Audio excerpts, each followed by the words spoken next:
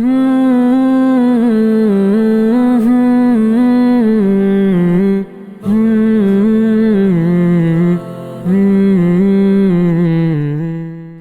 کی جو کھال ہوتی ہے اس کے بارے میں قربانی کی کھال خود بھی استعمال کی جا سکتی ہے.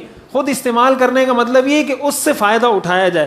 کہ آپ اس سے مشکیزہ بنا لیں, اس سے جائے نماز بنا لیں, اس سے کوئی چٹائی بنا لیں, اس کو استعمال کریں. کوئی شخص اپنے استعمال میں لانا چاہے تو لا سکتا ہے. قربانی کی کھال کسی کو ہدیے کے طور پہ بھی دی جا سکتی ہے. کسی مالدار کو بھی دے سکتے ہیں, کسی غریب کو بھی دے سکتے ہیں. آپ کسی بھی شخص کو قربانی کی کھال ہدیے میں دے سکتے ہیں. قربانی کی کھال کے لیے کسی کا غریب ہونا ضروری نہیں ہوتا. قربانی کی کھال کسی کو تنخواہ میں نہیں دی جا سکتی.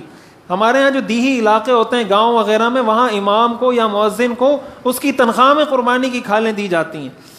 تو یہ غلط ہے, اس سے اس کی قربانی ٹھیک نہیں ہوگی. اور جتنی رقم قربانی کی کھال کی قیمت ہے, اتنی قیمت اس قربانی کرنے والے پر صدقہ کرنا واجب ہوگا. قربانی کی کھال تنخواہ میں, اجرت میں کسی کو نہیں دی جا سکتی, قصائی کو بھی نہیں دی جا سکتی. اس نیت سے اگر کوئی کھال بیچتا ہے کہ میں یہ رقم جو آئے گی اس کو میں صدقہ کر دوں گا, تو اس نیت سے بیچ بھی سکتا ہے. لیکن اگر اس نیت سے بیچتا ہے کہ اس سے جو رقم آئے گی اس کو میں استعمال کر لوں گا, تو پھر بیچنا جائز نہیں ہے. تو قربانی کی اس کی جو جنس ہے اس سے تو فائدہ اٹھا سکتا ہے, اس کو بیچنے کے بعد اس کے پیسوں سے فائدہ نہیں اٹھا سکتا.